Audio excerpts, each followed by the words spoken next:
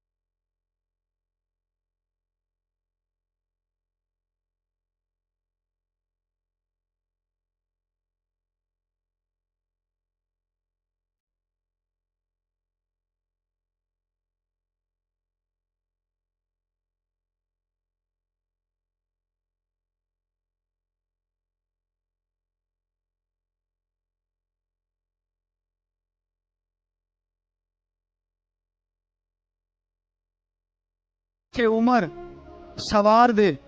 فرماتے جب پہنچے نا دار ارقم میں تو دروازے پہ حضرت امیر حمزہ کھڑے تھے. حضرت امیر حمزہ، ایک شخص کہنے لگا حضرت امیر حمزہ سے عمر آ رہا ہے. فرمایا آنے دو. کہا حضور وہ تلوار بھی گلے میں لٹک رہی ہے. فرمایا آنے دو. وہ اگر عمر ہے تو میں بھی امیر حمزہ ہوں. وہ اگر عمر ہے تو انا اشہد اللہ و رسول ہی، میں اللہ رسول کا شعر ہوں، آنے دو. کہا آپ کیا کریں گے؟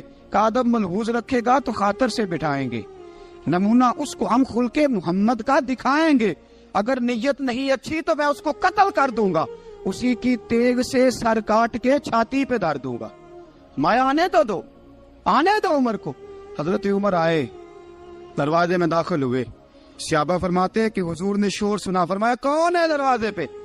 فرمایا عمر. فرماتے ہیں حضور اٹھے تیزی سے، چادر گر گئی. چادر حضور تیزی سے اٹھے، کھول دو دروازہ. حضور عمر کے گلے میں تلوار ہے. فرمایا پھاٹک کھول دو. یا رسول اللہ عمر آپ کا دشمن. فرمایا کھولو دروازہ. کہا یا رسول اللہ خطاب کا بیٹا. فرمایا کھولو دروازہ. یا رسول اللہ ابو جہل کا رشت. فرمایا کھولو دروازہ. حضور ماجرا کیا ہے؟ فرمایا وہ اپنے آپ نہیں آیا، میں نے رات اللہ سے دعا مانگی ہے، میں نے مانگ کے لیا ہے، میں نے مانگ کے لیا، وہ اپنے آپ تھوڑا آیا ہے. مانگ کھولا دروازہ، آنے دو. حضرت عمر جھٹ سے دروازہ کھلا نا، رسول پاک سامنے کھڑے ہو گئے. کیا منظر تھا. ابو بکر فرماتے ہیں تمہیں کیا بتائیں کیا منظر تھا. حضرت ارقم فرماتے ہیں تمہیں کیا بتائیں کیا منظر تھا. میرے حبیب کی گردن تنی ہوئی ہے، آنکھوں میں آنسو بھرے ہیں پر نیچے نہیں گرتے. آنسو بھرے ہیں آنکھوں لیکن نیچے ٹپکتے نہیں. میرے رسول پاک آگے بڑھے، عمر کی گردن جھکی ہوئی ہے، عمر اوپر نہیں دیکھتے. حضور آگے بڑھے، جا کے حضرت عمر کا کندھا زور سے ہلایا. فرمایا کیا پروگرام ہے تیرا، کیا ارادہ ہے تیرا، بول. حضرت فاروق اعظم آنکھ یوں اٹھا کے کہنے لگے سونیا بس اب کلمہ پڑھنے کا ارادہ ہے، سونیا کلمہ پڑھنے کا. صحابہ فرماتے ہیں پتہ نہیں کیا ہوا، پتہ نہیں. حضور کا اتنا جوش ہم نے کبھی نہیں دیکھا، نبی پاک کو نعرہ لگاتے ہم نے پہلے کبھی نہیں دیکھا. جب عمر نے کہا نا سونیا کلمہ پڑھنے آیا ہوں، فرماتے ہیں رسول پاک کے جو آنسو بندے ہوئے تھے نا وہ ٹپ سے نیچے گرے اور حضور نے فرمایا اللہ اکبر، اللہ اکبر. فرماتے ہیں حضور نے جب اللہ اکبر کہا تو سارے صحابہ بھی کہنے لگے اللہ اکبر، اللہ اکبر، اللہ اکبر. حضرت عمر فاروق کا عدل اور حضرت فاروق اعظم کا انصاف، اس کو دنیا جانتی بھی ہے، مانتی بھی ہے. حضرت فاروق اعظم رضی اللہ تعالیٰ عنہ قاضیوں کا تقرر کرتے وقت سب سے زیادہ احتیاط کرتے تھے کہ بندہ کس قسم کا ہے، اس کا مزاج کیا ہے، معاشرے میں اس کا وقار کیسا ہے، اس حساب سے اس کو تقرر کرتے تھے قاضی کے لیے. اور کیا حال تھا. حضرت زید بن ثابت رضی اللہ تعالیٰ عنہ کو آپ نے قاضی مقرر کیا، بعد میں معزول کر دیا. کیوں آپ نے معزول کیا ہے؟ تو حضرت عمر کہنے لگے اس کی وجہ ہے.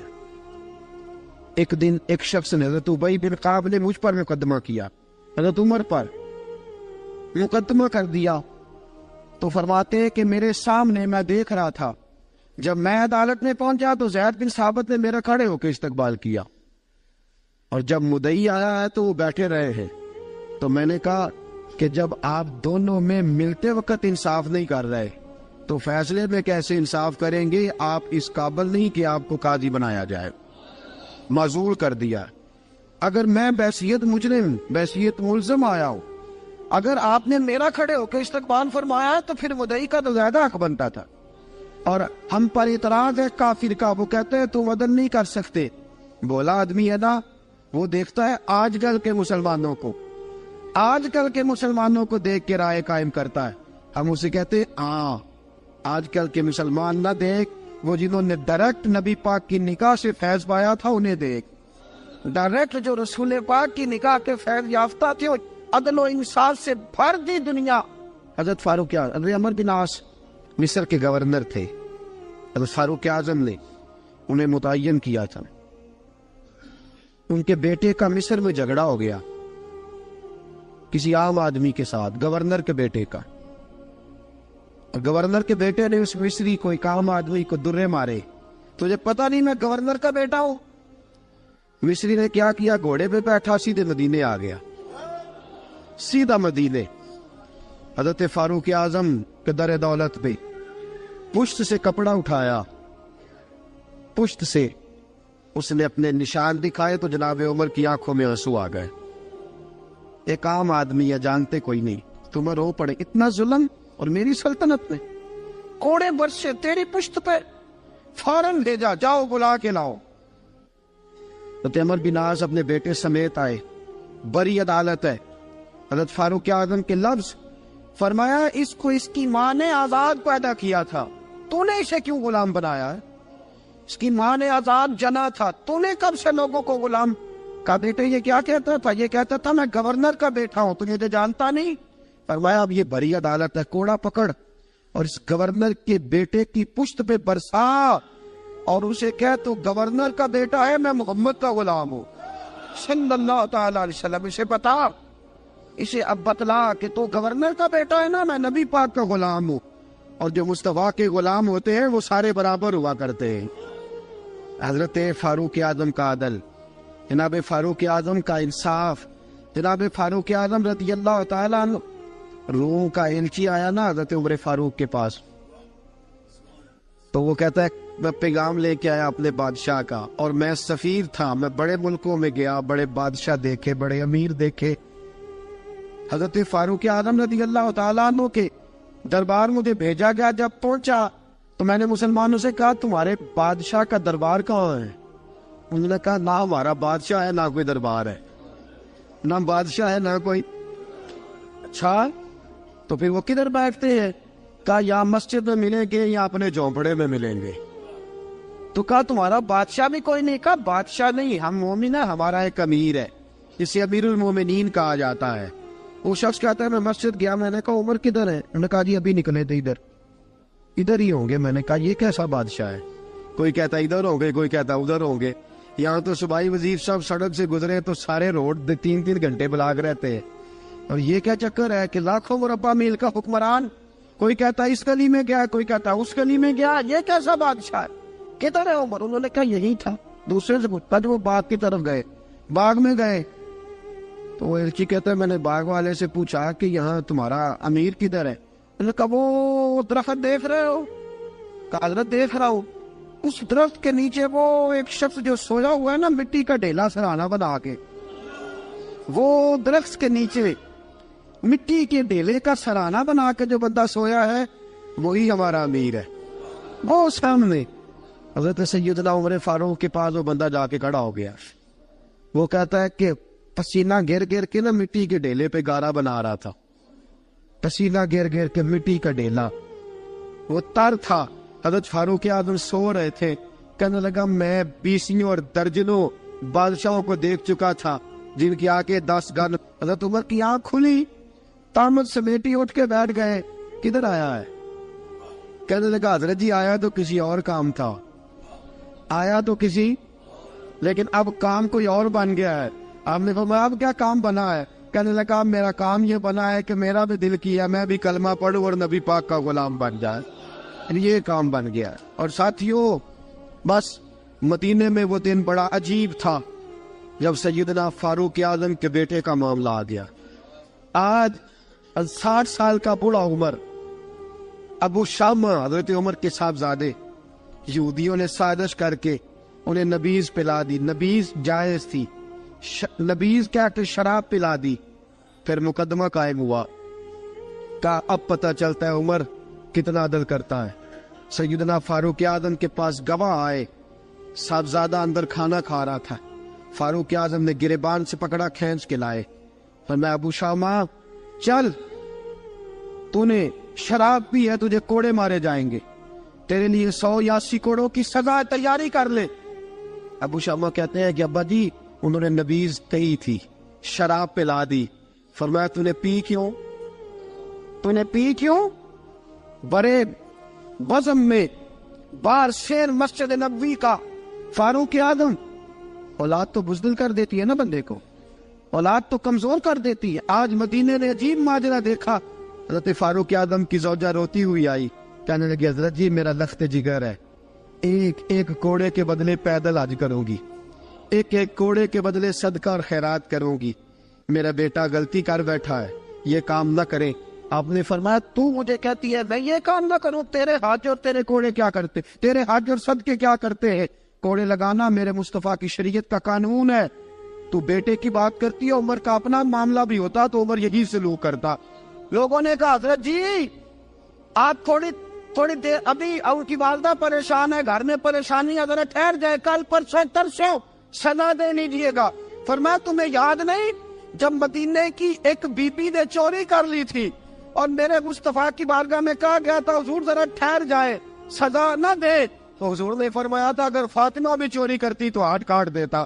تمہیں یاد نہیں مگر مصطفیٰ کے ٹکڑے کھانے والا ہوں، میں کیوں دیر کروں، اس نے گناہ کرنے میں دیر کی ہے جو سزا میں دیر کروں، برساؤ کوڑے۔ حضرت افلا نامی غلام، حضرت جی آپ کا لخت جگر ہے، فرمایا لخت جگر نہ دیکھ، مصطفیٰ کا قانون دیکھ، میرا بیٹا نہ دیکھ، مصطفیٰ کے قانون کا قیام ضروری ہے۔ اگر علی بیٹے کی قربانی دے سکتا ہے، اگر لوگ فاطمہ کے بیٹے کی قربانی یاد رکھیں گے تو تاریخ کبھی بھی عمر کے بیٹے کی قربانی نہیں بھولے گی۔ فرمایا غلطی سے ہو گیا یا جیسے بھی، اسے خیال کرنا چاہیے تھا، کوڑے لگاؤ۔ 80 کوڑے لگے تو بیٹے کی روح پرواز کر گئی۔ جب جوان بیٹا کسی کا، کوثر نیازی نے کہا تھا باپ کا جنازہ اٹھانا بڑا آسان، پر بیٹوں کے جنازے اٹھانے بڑے مشکل ہیں۔ جب فاروق اعظم کا بیٹے کا انتقال ہوا، بیٹے نے آنکھیں کھولی، باپ کی طرف دیکھا تو سیدنا فاروق اعظم عدل و انصاف، 2 آنسو آنکھوں میں آئے، کہ بیٹا حضور سے جا کے کہنا کہ عمر نے بیٹا نہیں دیکھا، آقا تیرا قانون دیکھ، جا کے حضور سے میرا پیغام دینا۔ حضرت ابو شامہ رضی اللہ تعالیٰ عنہ وصال کر گئے۔ تاریخ کیسے کیسے منظر ازالت الخلفاء شاہ ولی اللہ کی بطور والا پیش کرو۔ حضرت ابو شامہ کا وصال ہو گیا، 20 کوڑے باقی تھے۔ لوگوں نے حضرت جی آپ کیا کرنا ہے؟ فرمایا اس کا جنازہ پڑھو، اسے قبر میں دفن کرو، باقی 20 کوڑے اس کی قبر پہ مارو، اس کی قبر پہ 20 کوڑے مارو۔ کا حضرت جی ایسا بھی ہوتا ہے؟ فرمایا اس لیے ایسا ہوتا ہے کہ یہ میرے مصطفیٰ کا قانون ہے، میری اولاد کا معاملہ ہے تو میں درگزر کروں۔ فرمایا مارو کوڑے۔ حضرت سیدنا حذیفہ بن یمان فرماتے فاروق اعظم بیٹے کی قبر پہ کھڑے تھے، داڑھی آنسوؤں سے بھری ہوئی تھی۔ میں دوڑا ہوا آیا، میں نے کہا عمر نہ رو، آج خواب رات تیرے بیٹے کا جنازہ تھا، جنازہ پڑھ کے سویا ہوں تو خواب میں مجھے رسول پاک کی زیارت نصیب ہوئی ہے۔ نبی پاک خواب میں تھے تو 2 سبز حلے تیرے بیٹے کو پہنا رکھے تھے اور رسول پاک کی بغل میں کھڑا تھا۔ حضور نے فرمایا عمر کو جا کے کہنا کہ تو نے بیٹا پاک کر کے بھیجا تھا، اللہ نے جنت کے سارے دروازے کھول دیے ہیں۔ اللہ نے عمر کو میرا سلام کہنا اور اسے کہنا عمر تیرا حدود اللہ قائم کرنا خدا کو بھی پسند ہے، مصطفیٰ کو بھی پسند۔ ساتھیو عمر انتقال کر گئے، 26 ذوالحج کو زخم لگا۔ یکم محرم کا دن، آج کا دن حضرت فاروق اعظم کو یاد رکھنا، لوگوں کو بتانا، دن بار عمر کی باتیں کرنا، خراج تحسین پیش کرنا۔ حضرت فاروق اعظم کو زخم لگا، آپ نے فرمایا اپنے بیٹے سے بیٹا جا حضرت عائشہ کے پاس، گنبد خضرا میں 3 لوگوں کے دفن ہونے کی جگہ ہے، ایک میں ابو بکر دفن ہو چکے، ایک میں رسول پاک کا مزار قدسی بن چکا، ایک جگہ خالی ہے، جا کے عائشہ سے پوچھنا، مجھے پتہ ہے وہ 18 سال کی عمر میں رسول پاک پردہ کر گئے تھے، 18 سال سیدہ کی عمر تھی، عائشہ نے جگہ اپنے لیے رکھی ہوئی ہے، جا کے باہر کھڑے ہو کے کہنا اماں جی، عمر کہتا میرا دل کرتا ہے، میرا دل کرتا ہے کہ مجھے نبی پاک کی گنبد کے سائے میں جگہ ملے، جا کے عرض کرنا، اور بیٹا باہر کھڑے رہنا، زیادہ زید نہ کرنا، مومنوں کی ماں ہے۔ حضرت سیدنا عبداللہ ابن عمر کہتے ہیں باہر کھڑا تھا، دروازے کے باہر کھڑے ہو کے کہا کہ عمر کا بیٹا ہوں۔ اماں جی، عمر فرماتے ہیں اجازت دو تو دل کرتا ہے نبی پاک کے ساتھ لے جاؤں، وفا میں گزار دی عمر ساری زندگی لے سجنو آسا توڑ نبھائی، دل کرتا ہے حضور کے ساتھ لیٹنے کو۔ تو حضرت عائشہ صدیقہ، حضرت عبداللہ ابن عمر فرماتے ہیں میں دروازے سے باہر کھڑا تھا لیکن عائشہ کے رونے کی آوازیں باہر تک آ رہی، حضرت عائشہ صدیقہ ہچکیاں لے کے روئی۔ سیدہ عائشہ نے فرمایا عمر سے جا کے کہنا عمر کوئی قبر کی جگہ کسی کو نہیں دیتا، لیکن عمر تو نے وفا کی تاریخ بنائی ہے، عمر تو نے کمال کر دی ہے، عمر تو نے حد کر دی ہے۔ عمر کو جا کے کہنا کہ میں جنت البقیع میں دفن ہو جاؤں گی، جہاں میرا وقت آئے گا دفن ہو جاؤں گی، لیکن عمر تیری خدمات کہتی ہے کہ تجھے نبی کے ساتھ دفن ہونا چاہیے۔ سیدنا عبداللہ ابن عمر فرماتے ہیں کہ جب دفن ہونے کے پانی پر سہیلیاں رنگا رنگ کھڑے، کرے اوس دا جانیے جس دا توڑ چڑھے، فرماتے ہیں آیا عمر کو آ کے بتایا پیشانی خون سے بھری ہوئی، عمر نے سجدے میں رکھ دی، رو کے کہا آج میری توڑ نبھ گئی ہے۔ حضرت فاروق اعظم مصطفیٰ کے ساتھ لیٹ گئے۔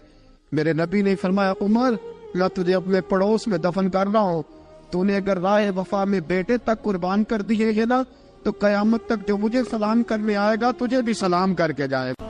یکم محرم امت مسلمہ کے لیے بہت بڑا دن ہے، بہت بڑا دن۔ یہ شہادت ہے حضرت عمر فاروق کی رضی اللہ تعالی عنہ۔ یہاں چھوٹی چھوٹی باتوں پہ گورنمنٹ چھٹی کرتی پھرتی ہے، چھوٹی چھوٹی باتوں، الیکشن ہو گیا تو چھٹی، فلاں جگہ پہ تھوڑا سا کسی نے خبر دے دی کہ کوئی پریشانی ہے تو چھٹی، فلاں جگہ یہ ہو گیا تو چھٹی، یہاں تک کہ فلاں وزیر صاحب فلاں علاقے میں آئیں گے تو سارے علاقے کو چھٹی۔ اور اب تو اس سے بڑا حال ہونے لگا ہے، اگر جن لوگوں کی سندھ میں حکومت ہے ان کے لیڈر کا دن آیا تو اس دن چھٹی، اور جن کی پنجاب میں حکومت ہے ان کا دن آیا تو چھٹی۔ ہمارا مطالبہ ہے حکومت پاکستان سے، اگر سر اٹھا کے جینا چاہتے ہو تو یکم محرم کو چھٹی کیا کرو، اگر سر اٹھا کے جینا چاہتے ہو تو یکم محرم کو چھٹی کرو جناب عمر کے دن، اور ملت کے جوانوں کو بتاؤ کہ اگر عزت کی زندگی جینا چاہتے ہو تو اس طرح جیو جس طرح فاروق اعظم جی کے گئے ہیں۔ عزت اور وقار کی زندگی، جمہوریت حضرت عمر سے سیکھنی پڑے گی، حکومت کرنے کے طریقے حضرت عمر سے، رعایا کو سیکھنا پڑے گا کہ امیر کس طرح بنایا جاتا ہے اور امیر کس طرح کے ہوتے ہیں۔ یہاں لوگ ہمیں یورپ کی مثالیں دیتے ہیں، لوگ یہاں ہمیں آ کر کے امریکہ کی مثالیں، انہیں کیا پتا حکومت کیا ہوتی ہے، وہ کہتے ہیں جی وہ سائیکل پہ جاتا ہے ان کا حکمران۔ میں نے کہا وہ سائیکل پہ جاتا ہے؟ میرے عمر فاروق مدینے سے مکے گئے تھے تو پیدل ہی حج کرنے چلے گئے، پیدل ہی، اور جناب عمر فاروق رضی اللہ تعالیٰ عنہ عید کی نماز پڑھانے گئے، عید کی نماز عمر خطبہ عید دینے گئے۔ اور اس زمانے میں کون سا غریب ہے جو ننگے پاؤں جاتا ہو؟ کون سا غریب ہے جو مسجد ننگے پاؤں جاتا ہو؟ لوگوں نے تو 3 قسم کی چپلیں رکھی ہوئی ہیں، ایک مسجد جانے کی علیحدہ ہے، گھر پہننے کی علیحدہ ہے، شادی بیاہ پہ جانے کی چپل علیحدہ ہے۔ حضرت عمر فاروق رضی اللہ تعالیٰ عنہ نکلے عید کا خطبہ دینے کے لیے تو بیوی سے کہنے لگے جوتا، اس نے کہا صاحب اتنی دفعہ ٹوٹا ہے اب گانٹھا نہیں جا سکتا، اتنی دفعہ ٹوٹا ہے کہ اب دوبارہ پیمند نہیں لگ سکتے۔ تو حضرت عمر کہنے لگے چل کوئی حرج نہیں ہے، بغیر جوتے کے ننگے پیر ہی چلتے ہیں، کوئی حرج نہیں۔ تو کہنے لگے لوگ کیا کہیں گے؟ فرمایا چپ کر، لوگ جس دن عمر نے یہ دیکھ لیا نا لوگ اس کے بارے میں کیا کہتے ہیں، اس دن عمر نہیں رہے گا۔ تو کہا پھر آپ کا نظریہ کیا ہے؟ فرمایا میرا نظریہ یہ ہے کہ رب رسول میرے بارے میں کیا کہتے ہیں، لوگوں کا کیا ہے؟ لوگ کل کسی کے بارے میں کچھ کہتے ہیں اور پرسوں کچھ کہتے ہیں، میرا نظریہ یہ ہے کہ رب رسول میرے بارے میں ننگے پیر عمر جا رہے ہیں۔ کون جی؟ میں بڑا ماڑا۔ اچھا جناب کیا غربت ہے؟ 10 قسم کے جوڑے لٹکے ہوئے ہیں کمرے میں، اور پہننے کی فرصت نہیں، سویرے کیا پہننا ہے شام کیا پہننا ہے، 15 سوٹ کٹھے استری ہو کے لانڈری والا بھیج رہا ہے، اور تو غریب ہے، تو بہت بڑا غریب ہے۔ اس لیے کہ غربت پیسوں کی وجہ سے نہیں ہوتی، غربت تو دل کی ہوتی ہے۔ تو واقعی بڑا غریب ہے اور تو غریب ہی رہے گا۔ امیر تو عمر فاروق تھے جو ننگے پاؤں چلے گئے عید کی نماز پڑھانے، تو رستے میں جو ملا کہنے لگا عمر جوتا تو پہن لو۔ فرمایا تمہیں عمر کا جوتا نہ پہننے کا نقص تو نظر آیا ہے، کوئی حرج نہیں، اگر عمر کو کبھی بتانا ہوا تو وہ والا نقص بتانا جو عمر کی سیرت میں پیدا ہو، کردار میں پیدا ہو، وہ والا نقص بتانا، یہ چھوڑو جوتے آتے جاتے رہتے۔ ننگے پاؤں گئے، پاؤں دھوئے، نماز پڑھائی، لوٹ آئے۔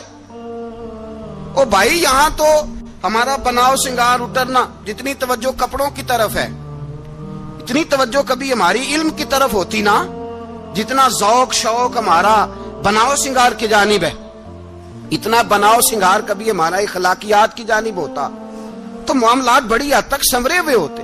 حضرت سیدنا فاروق اعظم رضی اللہ تعالی اپنی زندگی کو ترتیب دیا. ایک دن بھی خلافت نہیں مانگی اللہ سے. حضرت عوف بن مالک اشجعی ایک صحابی ہیں. حضرت عوف بن مالک رضی اللہ تعالیٰ عنہ فرماتے ہیں کہ جناب ابو بکر صدیق کا زمانہ تھا تو میں نے خواب دیکھا.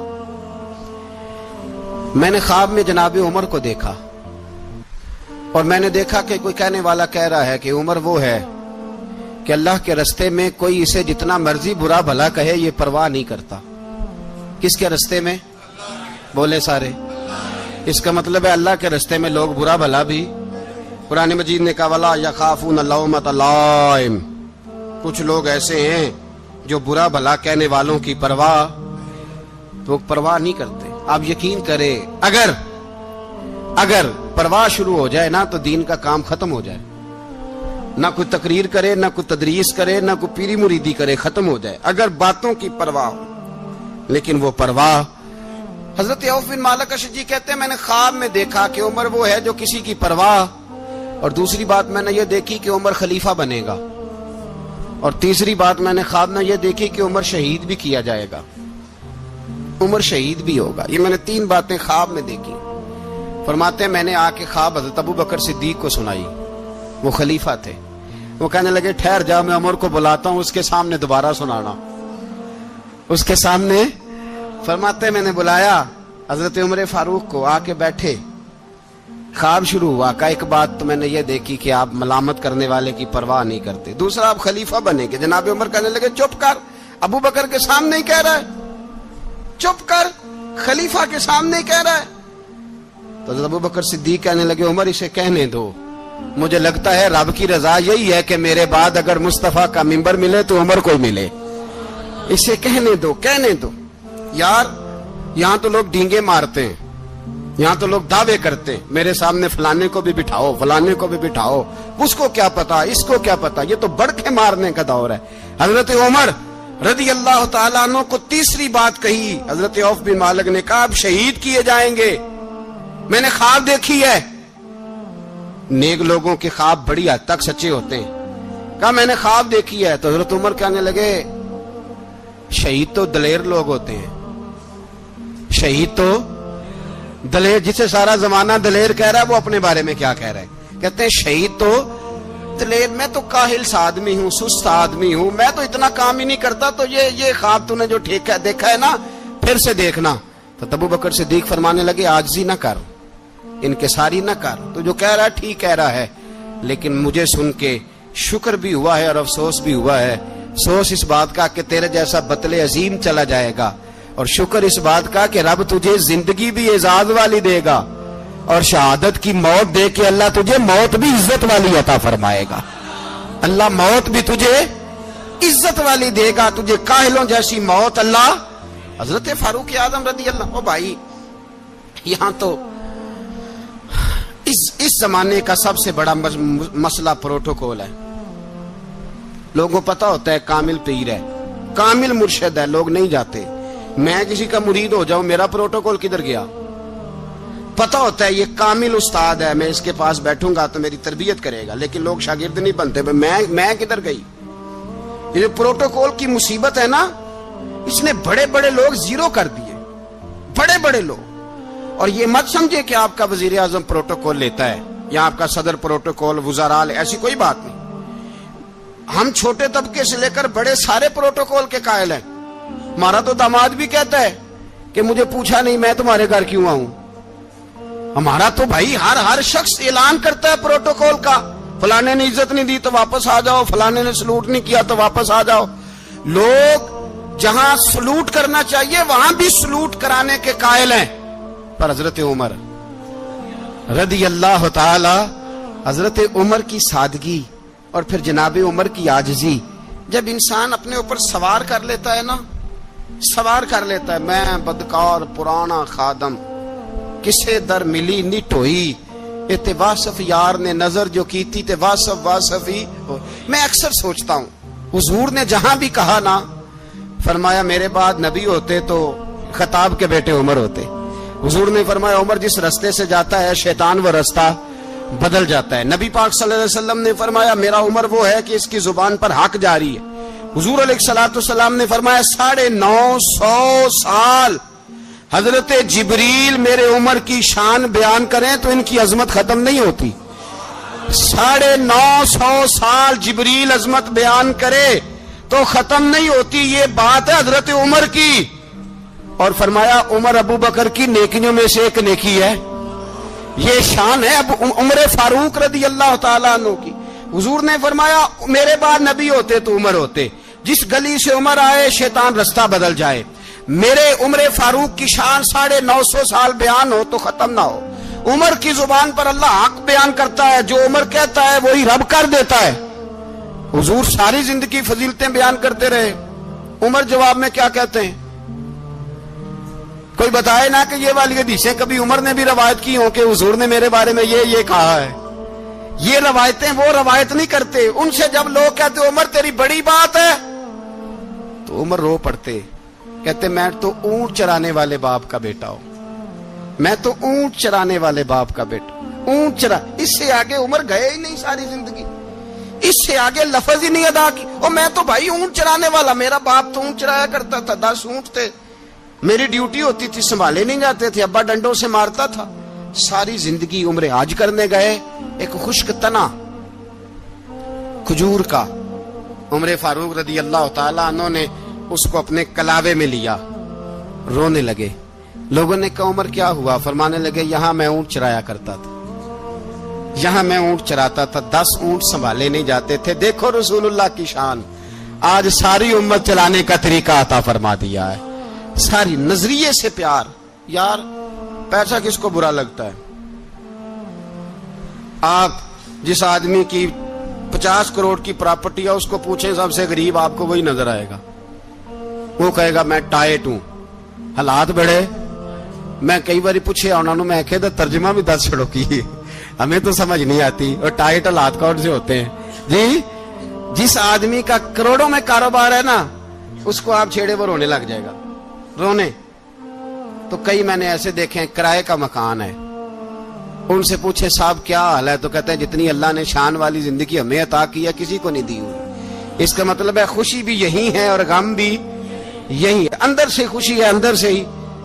تو نے اگر راضی رہنا ہے تو ادھر سے رہنا ہے. ناراض رہنا ہے تو بس اپنے آپ کو خوش رکھے گا تو ہو جائے گا.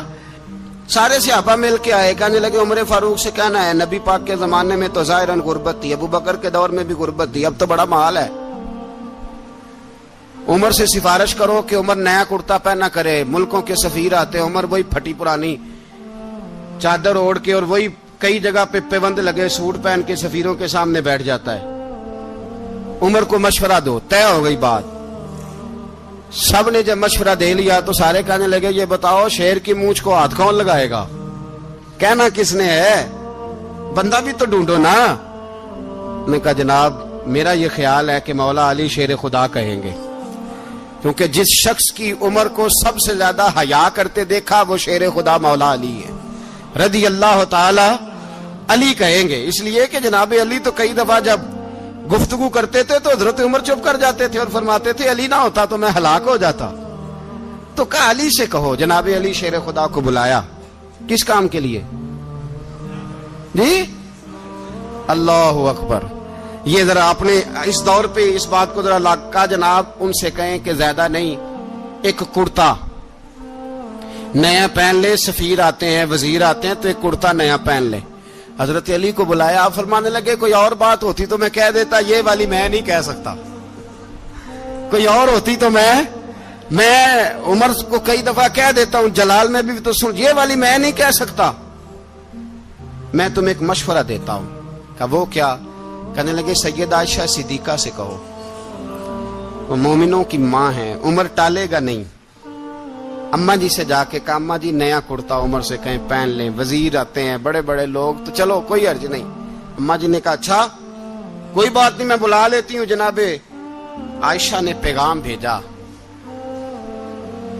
جب خادم نے کہا نا مصطفیٰ کے گھر سے پیغام آیا ہے تو 20 لوگ بیٹھے تھے. عمر کانپتے ہوئے اٹھے. کانپتے دوڑے. حضرت عائشہ پردے میں تھی تو فرماتی ہیں عمر اتحیات کی حالت میں بیٹھ گئے. کہا اماں جی دیر تو نہیں ہو گئی مجھے آنے میں؟ کہا نہیں، ٹائم پہ آ گئے ہو۔ کس لیے بلایا تھا؟ کہا عمر دیکھو، غربت کے معاملات اور ہوتے ہیں، جب اللہ آسانی دے تو کوئی چیز استعمال کرنا حرام نہیں ہوتی، اگر حرام ہے تو بتاؤ۔ کہا نہیں اماں جی حلال ہی ہے۔ تو فرمایا پھر اتنے سفیر آتے ہیں، مشیر آتے ہیں، اب تو مال غنیمت بڑا آتا ہے، ڈھیر لگ جاتے ہیں مسجد میں، تو چل ایک نیا کرتا تم بھی پہن لیا کرو، اور آپ نیا کرتا پہنو گے تو دھاک بیٹھے گی غیروں پر۔ تو صحابہ کا مشورہ ہے کہ آپ نیا لباس پہنے۔ اماں جی کہتی ہے میں نے حکم دیا تو عمر چپ کر گئے، گردن جھک گئی۔ تھوڑی دیر کے بعد سیدنا عمر فاروق نے سر اٹھایا تو داڑھی پہ آنسو گر رہے تھے، رو پڑے، کہنے لگے پاک محبوب کی پاک بیوی، جیسے حکم کرتی ہو میں حاضر ہوں، پر مجھے وہ والا لباس پہنانا جو میرے مصطفیٰ نے پسند فرمایا ہے۔ اگر یہ رنگ رسول پاک کا ہے تو میں حاضر ہوں، اور اگر نبی پاک کا نہیں تو پھر جیسے آپ حکم کریں۔ جناب عائشہ کہتے ہیں عمر روئے تو میں زیادہ روئی، میرا پلو بھیگ گیا آنسوؤں سے۔ میں نے کہا عمر آپ جائیے۔ عمر یوں نکلے تو جو صحابہ کھڑے تھے وہ کونے میں تھے، سارے آ گئے۔ کہا اماں جی کیا بناؤ؟ فرمایا بھائی تم سب جو باتیں کہتے ہو وہ اپنی جگہ ٹھیک ہیں، پر عمر جو بات کرتا ہے وہ سب سے زیادہ ٹھیک ہے۔ عمر جس پہلو پر بات کرتا ہے وہ، یار ایسی عاجزی، ایسا رنگ، ایسا انداز، ایسا طرز حیات، ایسی زندگی۔ اولاد کے معاملے میں لوگ بزدل ہو جاتے ہیں، بزدل، پر حضرت عمر کا بیٹا مصر گیا، وہاں سے کمائی کر کے لایا، تجارت کرنے گیا، لاکھوں کا مال۔ کون سا باپ ہے دنیا میں جس کا بیٹا باہر سے پیسے لے کے آئے تو ابا تفصیل پوچھے کہ بیٹا کہاں سے کمائے، کہاں سے لایا، کتنے ملے، کیوں آئے؟ کون سا باپ تفصیل پوچھتا ہے؟ ابا تو کہتا ہے لا صحیح، اور تعریفیں کرتا ہے میرا بیٹا بڑی کمائی کرتا ہے۔ کبھی پوچھا ہے اس سے کہ ڈیوٹی صحیح دیتا ہے کہ نہیں؟ کبھی پوچھا ہے کہ تو ایمانداری کی روزی لاتا ہے کہ حرام کی کماتا ہے؟ یہ باپ کی ذمہ داری ہے، یہ اماں کی ذمہ داری ہے۔ پھر کہتا ہے بیماری کیسے آ گئی، پریشانی کیسے آ گئی؟ تو نے کبھی سوال کیا اپنی اولاد سے؟ حضرت عمر فاروق رضی اللہ تعالیٰ عنہ کا بیٹا مصر سے پیسے کما کے لایا تو جناب عمر نے بلایا، فرمایا بیٹے اتنی تو تیرے پاس راس ہی نہیں تھی، تھوڑے سے تو پیسے لے کے گیا تھا، اتنی کمائی کیسے ہو گئی؟ اتنے تو پیسے نہیں تھے صاحب، کہاں سے کمائی لائے؟ اس نے کہا ابا جی وہ جو میرے چچا ہے نا مصر کے گورنر، آپ کے دوست، انہوں نے میری مدد کی ہے۔ فرمایا جتنے لوگ گئے تھے سب کی ہے مدد اس نے؟ کہا نہیں صرف میری کی۔ فرمایا تیری کیوں کی؟ تیری کیوں کی؟ کہا حضور آپ کے دوست ہیں۔ فرمایا چپ کر، حضور انہوں نے مجھے اتنے پیسے دیے، میں نے کاروبار میں ڈالے تو نفع آیا تو میں ان کی رقم دے کے۔ فرمایا خاموش ہو جا، باقی جتنے لوگ گئے تھے سب کی مدد کی اس نے؟ کہا نہیں حضور صرف میری کی۔ فرمایا اس نے تیری مدد نہیں کی، اس نے خلیفہ کے بیٹے کی مدد کی، اس لیے کہ وہ خلیفہ کو اپنے حق میں نرم کر سکے۔ فرمایا آدھا مال تیرا ہے، آدھا مال غنیمت کا ہے، مال خزانہ کا ہے، مسلمانوں کا ہے، اس لیے کہ تو جو وہاں سے مال کما کے لایا ہے وہ اپنے باپ کے خلیفہ ہونے کی وجہ سے کما کے لایا ہے، لہذا رکھ ادھر۔ یہاں کہتے ہیں کدھر سے آیا، کیسے آیا، کون سا حساب دیں، کیا کریں؟ او بھائی حضرت عمر رضی اللہ تعالیٰ عنہ کا اپنی اولاد کے بارے میں یہ رنگ ہے۔ ایک جنگ سے نا خوشبو آئی، خوشبو بڑی مہنگی ہوتی تھی، عرب میں خوشبو آج بھی بڑی مہنگی ہے، وہ زیادہ استعمال کرتے ہیں۔ میری باتوں کی سمجھ آ رہی ہے میرے بھائی؟ بڑی مہنگی خوشبو تھی۔ جب وہ خوشبو آئی تو حضرت عمر نے کہا، گھر میں پہلے پہنچی حضرت عمر کے، چونکہ زیادہ عورتیں استعمال کرتی تھی گھر کے اندر خوشبو، مرد بھی لگاتے تھے۔ حضرت عمر نے اپنی بیوی سے کہا، آپ کی زوجہ جو تھی وہ بڑی خوشبو کو پسند کرتی تھی۔ حضرت عمر نے اپنی زوجہ سے کہا کہ خوشبو لاؤ، میں نے ایک عورت کی ڈیوٹی لگائی ہے، وہ خوشبو تول کے نا تو حصہ برابر صحابہ میں بانٹ دے گی۔ تو آپ کی زوجہ کہنے لگی کسی بی بی کی ڈیوٹی لگانے کی کیا ضرورت تھی، میں جو موجود تھی میں بانٹ دیتی ہوں تول کے حصہ برابر۔ آپ نے فرمایا نہیں تو رہنے دے، اور فلانی بی بی بانٹے گی۔ کہا حضور میں نے بھی بانٹنی ہے، میرے پہ کچھ حق ہے؟ آپ نے فرمایا نہیں، تو تفصیل نہ پوچھ، تو خوشبو دے دے، کوئی اور بانٹے گی۔ خاتون خانہ تھی نا، کہنے لگی نہیں مجھے بھی آج آپ کو بتانا ہی پڑے گا کہ کوئی جو بانٹ سکتی ہے تو میں کیوں نہیں بانٹ سکتی؟ زوجہ کہتی عمر نے بات کی تو میری چیخیں نکل گئی، حضرت عمر فرمانے لگے جب تو خوشبو بانٹے گی نا تیرے ہاتھوں کو بھی لگے گی, تیرے دوپٹوں کو بھی لگ جائے گی. اگر رب کریم نے مجھ سے سوال پوچھا کہ عمر خوشبو تو مسلمانوں کی تھی, تیری بیوی کے دوپٹے کو کیوں لگ گئی, تو میں اللہ کے حضور کیا جواب دوں گا؟ اگر اللہ نے یہ سوال کیا کہ تیری بیوی نے کیوں لگائی, وہ تو حصہ تھا مسلمانوں کا, تو تو نے تیری بیوی نے کیوں لگائی؟ تو فرمایا میں نہیں چاہتا کہ اللہ کے حضور مجھے اور تجھے باز پرس ہو, لہذا کسی اور کو بانٹنے دے. زوجہ روئی اور تڑپ کے کہنے لگی عمر مجھے لگتا ہے صبح قیامت بھی تیری بیوی ہونے کی وجہ سے اللہ مجھے جنت عطا فرما دے گا, تیری زوجہ ہونے کی برکت سے. بھائی یہ معیار رکھا, خدا کی قسم ایسا شخص تاریخ میں دوبارہ نہیں آیا.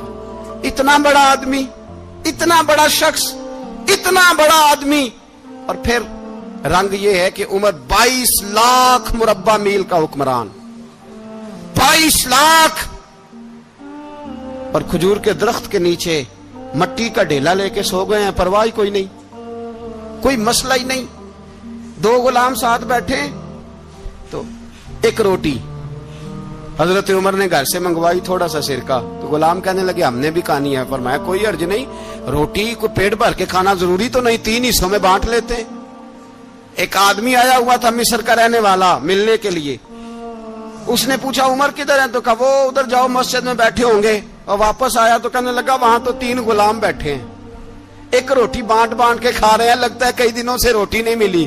کہا 3 غلام تو کوئی نہیں, وہاں 2 ہی تھے, تیسرے تو امیر المومنین تھے. اس نے کہا نہیں نہیں 3 غلام ہیں, کپڑے بھی ایک طرح کے پہنے ہوئے, بلکہ 2 کے تو پھر صحیح ہیں, تیسرے کے تو زیادہ ماڑے ہیں. کپڑے بھی ایک طرح کے, کھانا پینا بھی ایک طرح کا, اور ان کا نشست برخاست بھی ایک طرح کی ہے, لہذا کوئی فرق نہیں. حضرت ابو ہریرہ کہتے ہیں میں لے کے آیا, اور جناب عمر کو جب میں نے کچی زمین میں تامت سمیٹ بیٹھے دیکھا تو میں رو پڑا.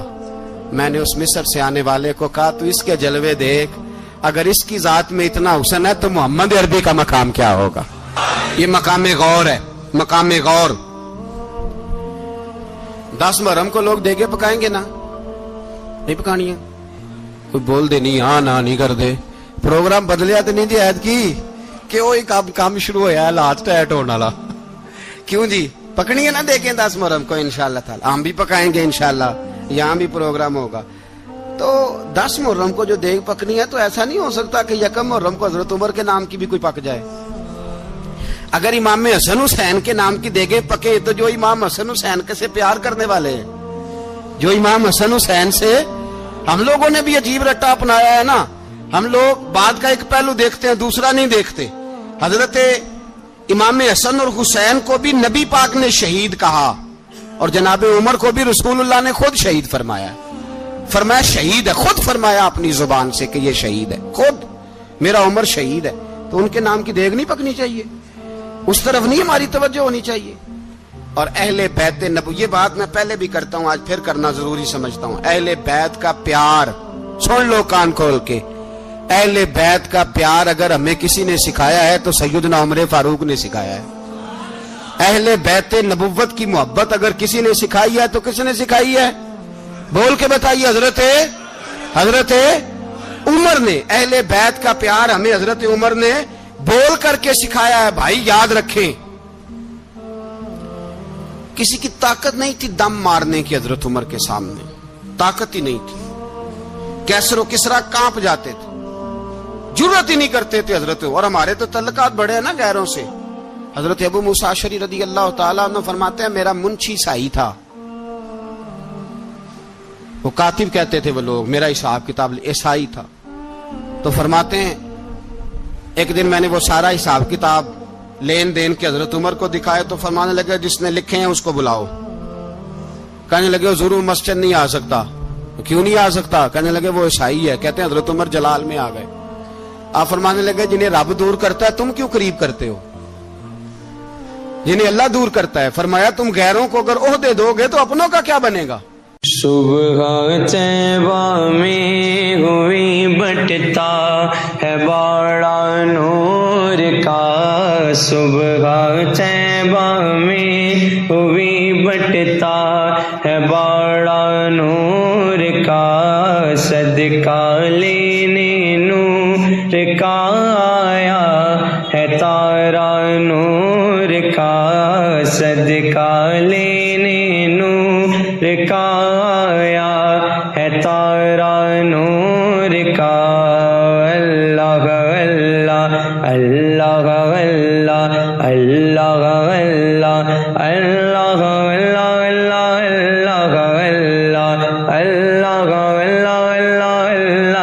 اللہ باغ طیبہ میں سہانا پھول پھولا نور کا باغ طیبہ میں سہانا پھول پھولا نور کا باغ طیبہ میں سہانا اگر تم غیروں کو عہدہ دو گے تو اپنوں کا، یہ سوچ ہے جو آج برما کے مسلمانوں کے لیے بھی ضروری ہے.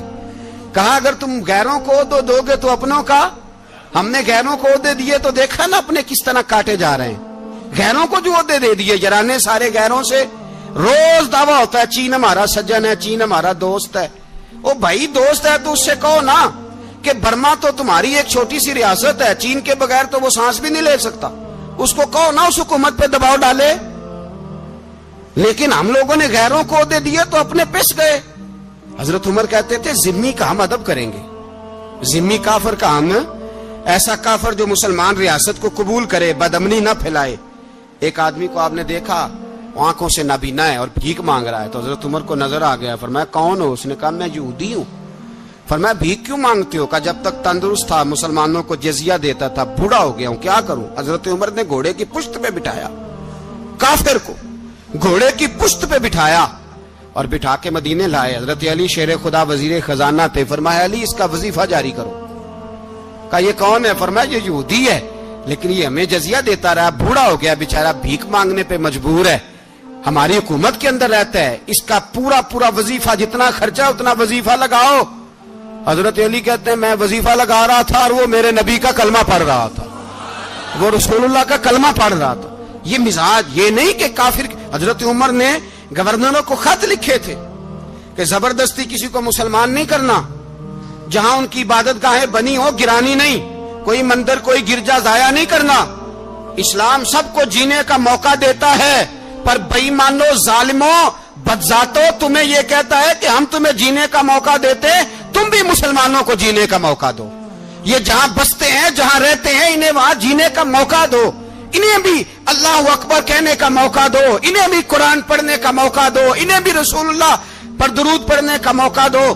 ہمارے ملک میں عیسائی اپنی مرضی سے کھلے عام تبلیغ کرتے ہیں. یہاں تو چینل چلائے ہیں عیسائیوں نے. کسی مذہبی جماعت نے کبھی جلوس نکالا کہ عیسائیوں کا چینل بند کرو؟ بولے نکلا ہے کہ نہیں نکلا؟ کتنے ظلم کی بات ہے. ہم جب غیر کو اتنا تحفظ دیتے، اتنا تحفظ دیتے. ہم نے دیکھا ہے، مجھے بیسیوں لوگوں نے عید پہ ٹیلی فون کیے کہ عیسائیوں کو قربانی کا گوشت دے لیں، مجبور ہیں جی، دروازے پہ آ گئے ہیں، ہمارے کام کاج کرتے ہیں. بیسیوں لوگ، عام آدمی کے دل میں ان کا اتنا جذبہ ہے. وہ مسائل کا بیان کرنا ایک علیحدہ بات، لیکن ہمارے دل کافر کے حق میں بھی نرم ہو جاتے ہیں. تم کس قدر زیادہ بے ایمان ہو اور کفر کس قدر زیادہ ذلیل ہو گیا ہے کہ مسلمان کے حق میں نرم ہوتا ہی نہیں. اور اس سے بڑے ذلیل وہ ہیں جو ان ذلیلوں کے سپورٹر ہیں. وہ کسی عرب ملک کے حکمران ہو یا کسی اور جگہ کے، وہ بڑے ذلیل ہیں جو ان ذلیلوں کے سپورٹر ہیں، جو برما کی بچیوں کے قتل پر اپنی حکومتیں چمکا رہے ہیں. انہیں شرم نہیں آتی. اس قدر مسلمان تڑپا ہے لیکن ان بے غیرتوں کو ذرا ہوش نہیں آئی. اور یہ ان کے کماش، ان کے دلال جو ہر جگہ ان کی سپورٹ کر کے اپنی حکومتیں قائم کرتے ہیں، بے ایمانوں کو پتہ نہیں کہ کب ان پر اللہ کا عذاب اترے گا اور کس طرح ان کے پرخشے اڑیں گے. تمہیں اپنی ذلت اور رسوائی نظر نہیں آ رہی کہ زمین کس طرح تمہارے لیے تنگ ہو گئی ہے؟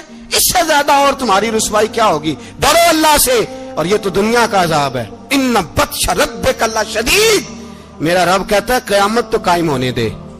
اتنا سخت تیرے رب کی پکڑ ہے اتنی کسی دوسرے کی ہو سکتی؟ یاد رکھیں اور تھوڑا احتیاط کریں. ہم سب لوگ بھی، جو ہم لوگ آدھی زبان بول کے بھی ان کی سپورٹ کرتے، اب شرم آنی چاہیے ہمیں ان حکومتوں کی سپورٹ کرتے جو مسلمانوں کی لاشوں کے اوپر حکومتیں قائم کرتے ہیں. شرم آنی چاہیے. بہرحال بات دور نکل جائے گی اور میں اپنے مضمون پہ رہتا ہوں. اہل بیت کا پیار اگر سکھایا ہے تو جناب عمر نے سکھایا ہے رضی اللہ تعالی अन्हो इमाम हसन मिलने। आप यकीन करें, मैं जब इस वाकया को पढ़ता हूं तो मेरा दिल झूम जाता है। मैं कहता हूं यार, डाढ़ा होना अपनी जगह पे, इश्क होना अपनी जगह पे, इंसान का बावकार होना अपनी जगह। जहां खड़े होना था वहां ये खड़े होते थे, और जहां झुकना था वहां ये इन लोगों में इकबाल ने कहा था, तेरी निगाह नाज से दोनों मुराद पा गए, अकले की याबो जुस्तजू इश्के हुजूरो इस तरह। जहां अगर आया है सामने कैसरो किसरा तो उमर जैसा दलेर कोई नहीं, अगर सामने आया ईरान का बादशाह तो उमर जैसा तगड़ा कोई नहीं, अगर आया है सामने गुस्सान का बादशाह तो उमर जैसा आदिल कोई नहीं। लेकिन अगर अली का बेटा आया है, अगर फातिमा के लाल पारे आए हैं, तो फिर फारूक आजम से जैसा मुहिब कोई नहीं, फिर उनसे जैसा प्यार करने वाला कोई नहीं। अंदर बैठे हैं जनाबे उमर, अंदर तन्हाई में कुछ वजीरों से गुफ्तगू हो रही है, मीटिंगें जारी हैं। आपके बेटे मिलने आए जनाबे अब्दुल्ला इब्ने उमर, अब्बा जी मिलने आए, बात ठहरो, बात कर रहा हूं, कोई ना अंदर आए। साहबजादा बाहर खड़ा है। थोड़ी देर गुजरी तो इमाम हसन भी आ गए। कौन आए? आपको अजब मिलेगा इमाम साहब का नाम लेने से, वो सरदार हैं जन्नतियों। कौन आए? सारे बोलिए, इमाम हसन, तेरी नस्ल पाक में है बच्चा बच्चा नूर का, तू है ने नूर तेरा सब घराना। इमाम हसन आए तो हजरत अब्दुल्ला इब्ने उमर को दरवाजे पे खड़े देखा। कहा अमीरुल मोमिनीन कहाँ हैं? कहने लगे हजरत उमर के बेटे। कहने लगे वो अंदर बैठे, कुछ मीटिंग हो रही है और उन्होंने कहा कोई अंदर ना आए, लेकिन आप जाना चाहें तो चले जाएं, आप जाना चाहें तो, तेरी नस्ल पाक में है बच्चा बच्चा नूर, आप जाना चाहें तो चले जाएं। तो उन्होंने कहा जब आप बाहर खड़े हैं तो मुझे कोई इतना जरूरी काम नहीं, और अभी जोर की नमाज थोड़ी देर में होगी, मैं मस्जिद में मिल लूंगा अमीरुल मोमिनीन से। ये बात कह के इमाम हसन चले गए। यार इतनी बड़ी बात नहीं थी, इतनी बड़ी बात नहीं थी। तो मेरे उस्तादों का बेटा भी आए तो कहा ठीक है जी, वो सोए हुए हैं, तो कोई गर्ज नहीं यार, मैं ठहर के आ जाऊंगा, कोई बड़ी बात नहीं थी। देखा जाए तो बड़ी बात नहीं थी, पर बात बहुत बड़ी थी, इसलिए कि ये खाली हसन नहीं, ये हसन इब्ने अली है, ये हजरत फातिमा के लख्ते जिगर। हजरत उमर बाहर निकले, अब्दुल्ला इब्ने उमर से पूछा कोई आया तो नहीं? तो कहा हुजूर इमाम हसन आए थे। तो कहा फिर शहजादे को अंदर क्यों नहीं भेजा? कहा मैंने कहा था। वो कहने लगे अगर अमीरुल मोमिनीन मसरूफ हैं तो मैं जोहर में मिल लूंगा। हजरत उमर रोने लगे, फरमाया बेटे तूने अच्छा नहीं किया। फिर मस्जिद नहीं गए, सीधे इमाम हसन के दरवाजे दस्तक दी। इमाम हसन बाहर आए, कहा शहजादे आए थे तो मिले क्यों नहीं? तो इमाम हसन कहने लगे हुजूर आपका अपना बेटा दरवाजे पे खड़ा था, आपका अपना बेटा दरवाजे पे खड़ा था, वो मना भी किया था आपने, तो मैं जोर में मिल लेता। हजरत इमाम हसन फरमाते जोशे जज्बात में जनाबे उमर ने सर से पगड़ी उतार दी, जोशे जज्बात में। कहने लगे हसन मेरे बेटे का और आपका क्या मुकाबला? क्या उसकी मां का नाम फातिमा ज़हरा है? क्या उसकी नानी का नाम खतीजतुल कुबरा है?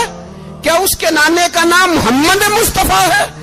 आपका और उसका क्या मुकाबला? फिर रो पड़े और कहने लगे बेटे मैं मक्के के सहराओं में ऊंट चराया करता था, ये जो मेरे सर पर इज्जत के बाल हैं ये तेरे नाने के उगाए हुए, मैं मक्के के खबरदार शहजादे खबरदार। ओ भाई अहले बैत नबुव्वत के अदब का रंग अगर सिखाया है तो सैयदना उमर ने सिखाया है। हजरत उमर फारूक अथॉरिटी है, इस्लाम की अथॉरिटी। यकम मुहर्रम हजरत उमर की शहादत है। यहूदी बोल उठा, काफिर बोल उठा, अगर 6 महीने उमर दुनिया में और रहते तो दुनिया में कोई काफिर मौजूद न होता। 6 महीने। और जब इस बतले जलील का जनाजा उठा, अल्लाह बुखारी पढ़िए ना, अल्लाह मरजुकना शहादतन फी सबीलिक, अल्लाह बिस्तरे की मौत ना देना, शहादत की देना। उमर शहीद हुए, मस्जिद नबी में नमाज पढ़ाते, और जब जनाजा उठा तो मदीने का फिर पीछे जो दलेर बचे वो मौला अली थे।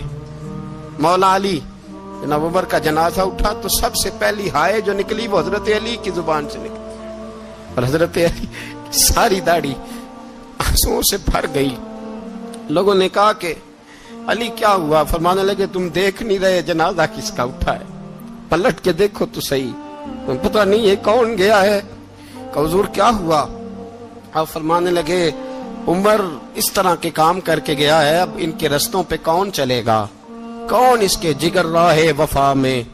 میں نقش ایسے چھوڑ آیا ہوں، میں جس منزل سے گزرا ہوں وہ اب تک یاد کرتی ہے۔ حضرت علی حضرت عمر کے جنازے پہ کھڑے ہو کے کہتے ہیں اللہ مجھے اس طرح کے عمل کرنے کی توفیق دے جس طرح کی عمر کر کے گیا۔ میرے بھائی بطل عزیز، بطل حریت حضرت عمر رضی اللہ تعالیٰ عنہ جو اپنی زندگی انقلاب والی گزار کے گئے۔ عمر جب دنیا سے گئے تو 80 دینار کا قرضہ تھا، 22 لاکھ مربع میل کا حکمران، اور اپنے بیٹے سے کہنے لگے بیٹے کوشش کرنا تیرے خاندان والے مل کے میرا قرضہ اتار دے، میری قبر پہ بوجھ نہ رہے، اور اگر خاندان والے مدد نہ کریں تو میرے دوستوں سے بات کرنا، وہ مدد نہ کریں تو پھر علی سے بات کرنا۔ ان کا پیار آپس میں اتنا اور تو اختلاف ثابت کر رہا۔ 80 دینار کا قرضہ چھوڑ کر حضرت عمر دنیا سے گئے اور جاتی دفعہ کہہ گئے میرے بعد میرے بچوں کو حکومت کے مشورے میں بھی شامل نہ کرنا، حکومت کے مشورے میں بھی میری اولاد شامل نہ ہو۔ اتنا بڑا شخص اتنا بڑا رنگ دے کے یکم محرم کو جب عمر فاروق کا وصال ہوا تو بیٹے سے کہنے لگی اماں عائشہ سے جا کے کہو میرا بھی نبی پاک کے روزے میں دفن ہونے کو دل کرتا ہے۔ ایک قبر کی جگہ ہے اماں جی نے اپنے لیے رکھی ہے، بخاری ہے بخاری۔ حضرت عائشہ کے پاس صاحبزادے گئے، کہنے لگے اماں جی عمر کو زخم لگ گیا ہے، حالت بڑی پریشانی والی ہے۔ وہ کہتے ہیں اگر اماں اجازت دے۔ سید عائشہ رو پڑی، فرمانے لگی کہ وہ اپنی قبر کی جگہ تو نہیں نہ کسی کو دیتا، پر عمر نے کمال ہی بڑا کیا، اسے کہو جاؤ گنبد خضرا میں قیامت تک جو مصطفیٰ پہ اور ابو بکر پہ سلام پڑے گا وہ تجھ پہ بھی سلام پڑھ کے جائے گا، جاؤ میں نے جگہ دی۔